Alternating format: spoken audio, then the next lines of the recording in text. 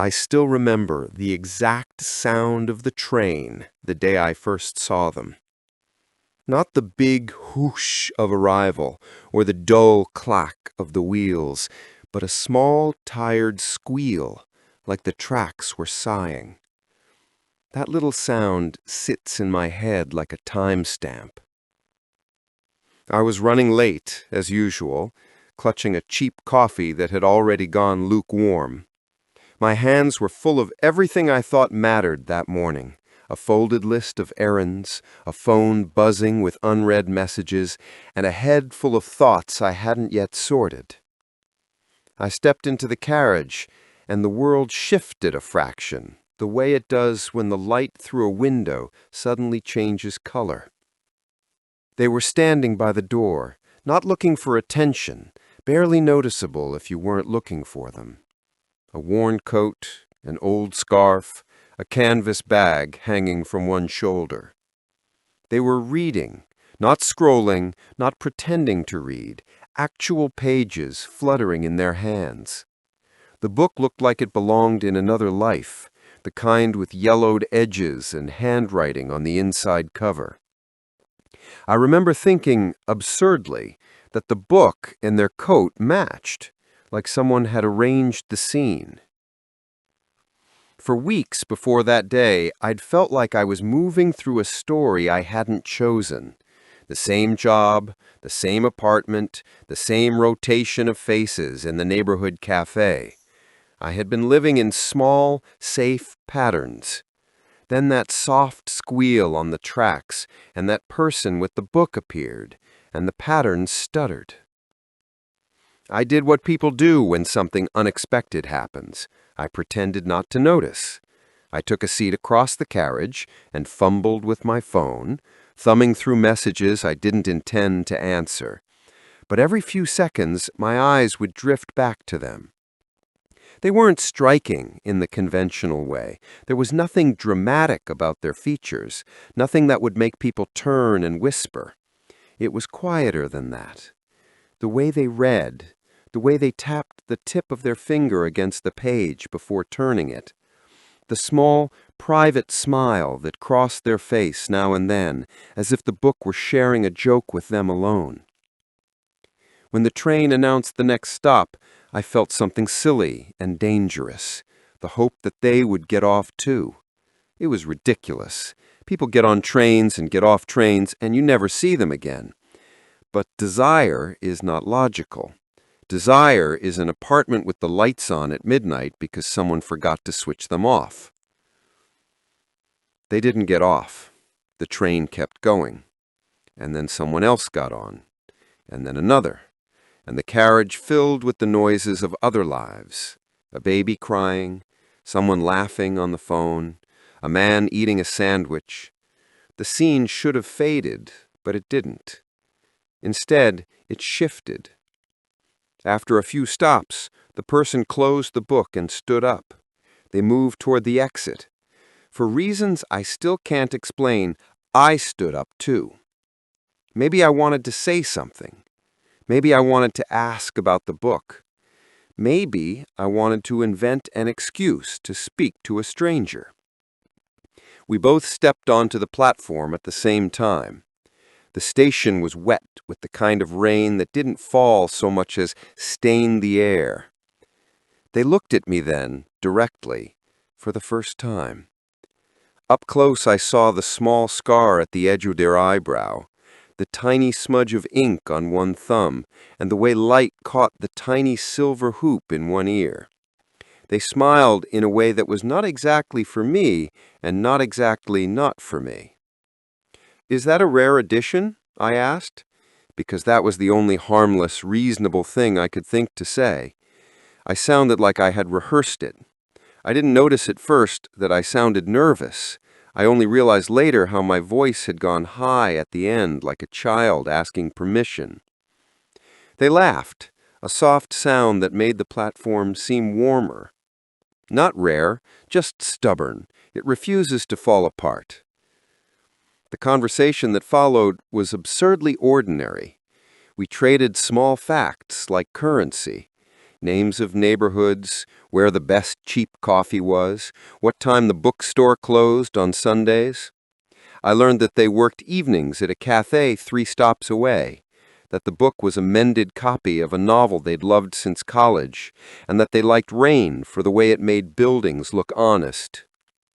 I told them I worked nearby, and that I'd been late because I'd lost track of time, and that my coffee was not as good as it looked. None of it was remarkable, but everything felt like a key turning in a lock I hadn't known I had. There was one moment when a pause opened between us and the ordinary became sharp. A commuter jostled the platform pole and spilled his umbrella like a small white flower. The paper bag he carried split, and a cascade of receipts fluttered across the tiles. We both moved to help, our hands brushed as we gathered scattered things. That tiny contact, accidental, unremarkable, made something in me long for more. I remember the warmth of their palm for a second, and how it seemed to steady a part of me I didn't know needed steadying. They asked if I wanted to walk a little with them. It was a question that could have been 100 things, but for me, it was permission. We walked under umbrellas that left the world in a narrow circle of dry air. The city around us blurred into the kind of backdrop you see in old films: wet cobblestones, street lamps reflected on puddles, the distant glow of shops. We spoke in the kind of sentences that glide easily off the tongue when you're still measuring someone's contours. Over the next few weeks, the trains and the cafe and the bookstore became frames for the same fragile ritual. I began to watch the hours for their shape. I started arriving early where I had once arrived late. I found excuses to cross the platforms, to loiter near the cafe they worked in, to pretend I needed to look at the shelves just because. We built a small pattern that should have been harmless. Shared coffees, conversations about books, the exchange of silly little favors like swapping a sandwich or holding someone's umbrella. We didn't define anything because we were both politely careful. Labels felt like cliffs. If I had to name the reason I fell for them, it would be small things. The way they mentioned a band I loved and then pretended not to have noticed my reaction. The way they listened without filling silences. The particular tilt of their head when they laughed. Those small notes built a kind of music that I wanted to live inside. Falling is often not a single event. It is a series of permissions you give yourself. I gave myself permission to imagine, then to hope, then to feel like the world had more color than the day before. But even in the first act of our quiet story, there were shadows. There was a way they kept certain things folded away, a way their phone screens sometimes lit their face at odd hours, and I could see the brief tension gather like a dark cloud before a storm. They would sometimes refuse invitations by saying they were busy or tired, and then apologize with a quick message that didn't explain much. I noticed the small absences like a bruise forming under my skin. A bruise I tried to ignore because the rest of them was so warm and present.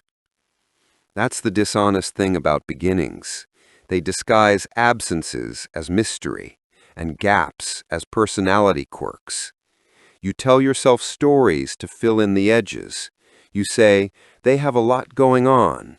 They are complicated. You make excuses because you are newly alive to the possibility of their presence in your life. So this part of my story ends with what felt like an opening and a promise. I had found someone who made ordinary days feel like something else. I had not said the words I wanted to say.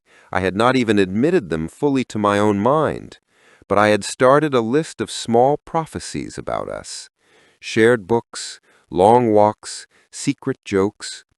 I wrote them down in the corners of my commute like talismans against the boredom that had become my default. I did not know then the ways the story would twist.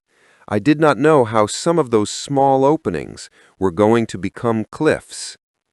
I only knew that for the first time in a long while, I woke up thinking about someone, and the thought felt like both danger and salvation. I don't know exactly when things changed between us, when a simple friendship started feeling like something more.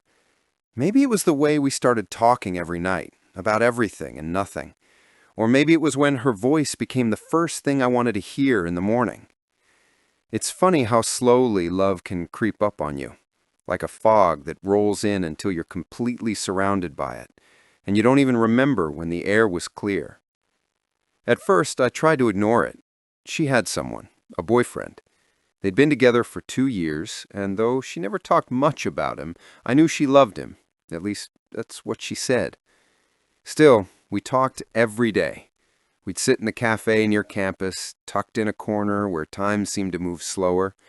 I'd watch her talk about her dreams, her frustrations, the little things that made her laugh. I told myself it was just friendship.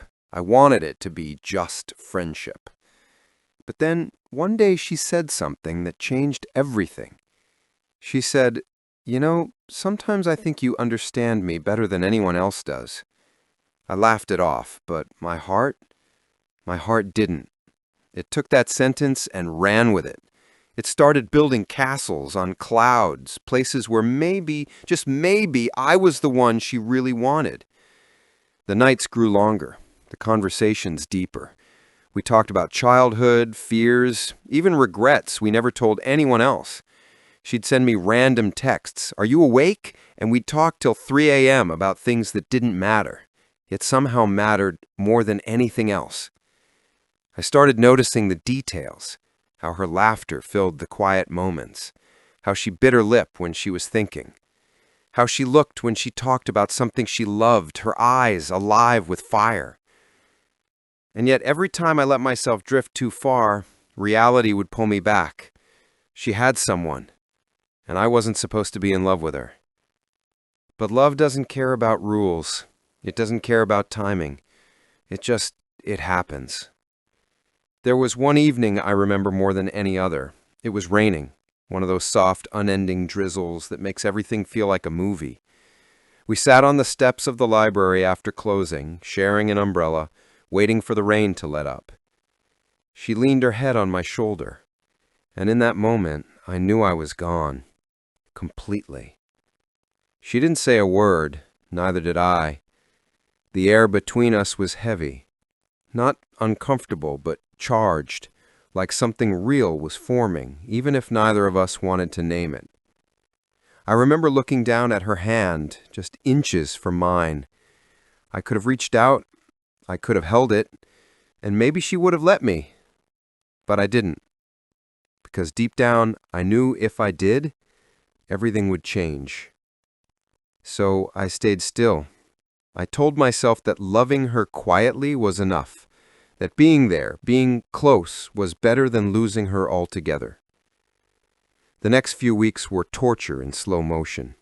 We kept pretending everything was the same, but it wasn't. She'd look at me a little longer, smile a little softer. Sometimes I'd catch her watching me when she thought I wasn't looking. One night she texted, "Can I tell you something?" I said, "Of course." She replied, "Sometimes I wish we met before him." I stared at that message for minutes, rereading it, memorizing it, feeling both happiness and heartbreak in the same breath. I typed and deleted my reply at least 10 times before settling on, "Yeah, sometimes I wish that too." That was the closest we ever came to admitting what we both felt. The line between us blurred, but we never crossed it. Maybe out of fear, maybe out of respect, or maybe because we both knew what crossing it would cost. After that, she started pulling away. Not drastically, but just enough that I could feel it. The messages became shorter, the calls less frequent. She told me she and her boyfriend were moving in together. I congratulated her, smiled through the ache, told her I was happy for her. That night I didn't sleep. I just sat there staring at the ceiling, wondering how something that was never mine could hurt so much to lose. She didn't disappear completely. We still talked every now and then, but it was different, filtered, careful, like we both knew we had to bury what once was. But here's the thing about emotions. They don't just vanish. You can bury them, hide them, pretend they're gone. But all it takes is one memory, one song, one dream, and suddenly it's all back again. And for the longest time, that's what she was, a memory that refused to fade. The day everything broke wasn't loud or dramatic. There was no fight, no confession, no tears. It was quiet, painfully quiet, the kind of silence that feels final, even when no one says it is. It happened about 6 months after she moved in with him. By then, we'd fallen into this awkward rhythm of occasional check-ins. She'd send a, "Hey, just checking on you," every few weeks, and I'd reply with something simple, trying to sound fine. But I wasn't. Every time I saw her name light up on my screen, my heart would jump like a reflex I couldn't control. And every time I'd remind myself, she's happy now. She's where she chose to be. But love doesn't vanish just because logic tells it to. Then one afternoon, out of nowhere, she called. I remember because I almost didn't pick up. I stared at her name flashing on my phone, feeling a familiar ache rise in my chest. Eventually, I answered. Her voice sounded softer than usual, tired, heavy. She said, "Hey, I just needed to hear a familiar voice." Something in me shifted. It was that same mix of concern and longing I thought I'd buried months ago. We talked for almost 2 hours that day. She told me she'd been feeling distant from him, that things weren't the same anymore. She didn't say much more, but I could hear it in her voice. She was hurting. And of course, I wanted to fix it. That's what I always did, be her safe space. That night, after the call, I sat there thinking about how unfair it all felt, how she could call me when things fell apart, how I could be her comfort but never her choice. I didn't sleep. I couldn't. The next morning, I sent her a message. It wasn't something I planned, it just came out. I wrote, "You know, I've tried so hard to move on, but I can't. I still think about you every day. I know I shouldn't, but I do." And for the next few minutes, I stared at the message, hovering over the send button. Then I hit send. I don't know what I expected. Maybe relief, maybe regret. What I got was neither. She didn't reply immediately. Hours passed, then a full day, then another. Finally, she responded. She said, "I care about you. You know I do, but I can't be what you need me to be." I read that line over and over. Every word felt like a small cut. And then, just like that, I realized what I had done. I had crossed a line that could never be uncrossed. Our conversations after that were polite, formal, short. The warmth that once existed was gone, replaced by a careful distance we both pretended not to notice. The truth is, I didn't blame her. She was right. She couldn't be what I needed her to be, and maybe I couldn't be what she needed either. But knowing that didn't make it any easier. There's a particular kind of pain that comes from loving someone you can't have. It's not the loud heartbreak of being left. It's quieter. It lingers. It becomes part of you. A few months later, I saw her by accident. I was at a bookstore, flipping through a novel, when I heard her laugh behind me. That same laugh that used to make my day. I turned, and there she was, standing beside him. She looked happy. Our eyes met for a split second. She smiled, a small, polite smile, and I smiled back. Then she turned away. That moment lasted maybe 2 seconds, but it felt like a lifetime. That's when I knew it was over. Not because she said so, but because I finally saw it. She had moved on, and I needed to do the same. I walked out of the store that day feeling empty, but strangely calm, like I had finally accepted something I'd been fighting for too long. For weeks after, I kept replaying everything in my head. Our late-night talks, the laughter, the rain, the almost moments that never became anything more. It all started to feel like a dream, something that once felt real but slowly faded into memory. I deleted our chats one evening. Every message, every photo, every trace. It hurt more than I thought it would, but somehow it also felt necessary, like closing a book you loved, even though the ending broke you. After that, I stopped waiting for her messages. I stopped checking her social media. I just stopped. And that's when the healing began. Not fast, not cleanly, but gradually. You don't ever stop loving someone you truly cared about. You just learn to live with it differently. The love becomes quieter, more distant. It stops asking to be returned. It just becomes part of who you are. It's been almost 2 years since the last time I saw her. Sometimes it feels like a lifetime ago. Other times it feels like yesterday. I don't think a day has gone by that I haven't thought about her. Not in a painful way anymore, but in that quiet, nostalgic sense you get when you remember a song you used to love. You don't play it every day, but when you do, it still takes you somewhere. The first few months after everything ended were rough. I won't pretend I handled it gracefully. I kept hoping she'd reach out again, that maybe fate would throw us one last coincidence. But life doesn't always give you the closure you want. Sometimes it just gives you silence and expects you to make peace with it. And eventually, I did. I started focusing on myself again. I picked up reading, something I'd stopped doing when my mind was too crowded. I reconnected with old friends I'd pushed away without realizing it. I even started journaling, which, funny enough, is what brought me to share this story now. Writing has a strange way of making you face things you thought you'd buried. At first, I just wanted to forget. But when I started writing it all down, I realized I didn't want to forget her. I just wanted to understand what that chapter meant. And the truth is, she changed me. She taught me what it meant to truly care for someone, not in a selfish way, but in a quiet, unconditional one. Loving her showed me that sometimes love isn't about getting what you want.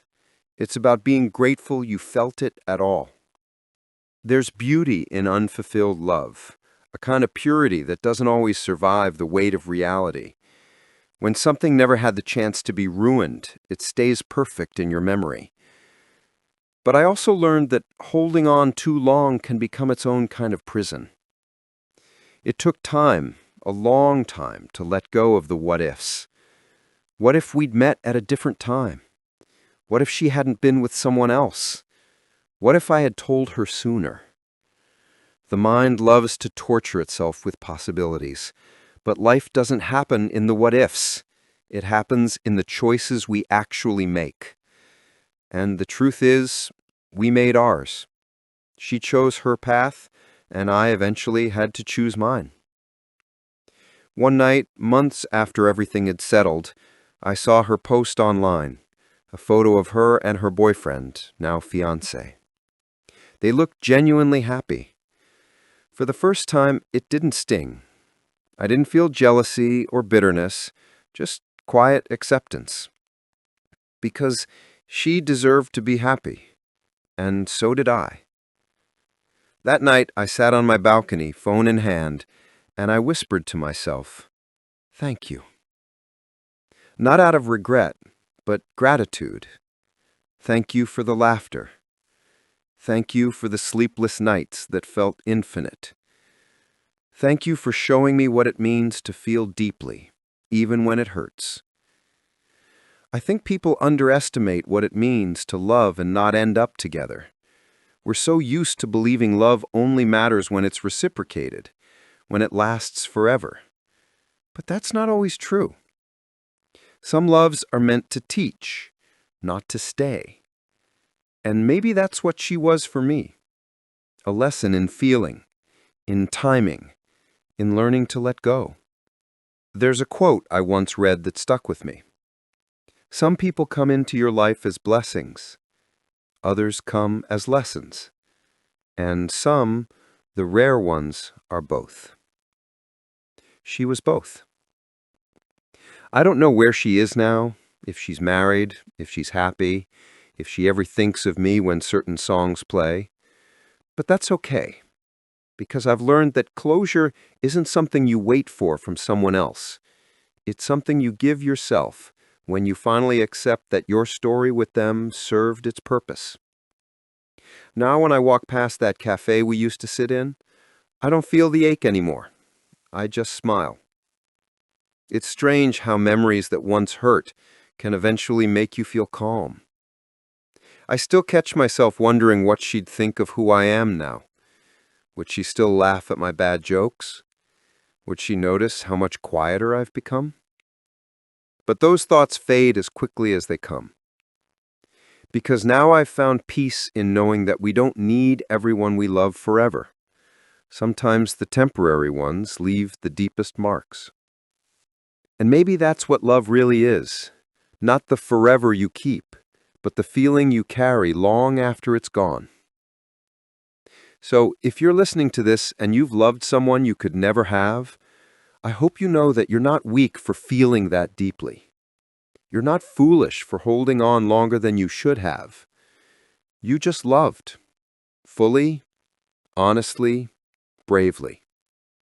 And that's something to be proud of. Because even though it still hurts sometimes, and maybe it always will just a little, I wouldn't change it. Not a single moment.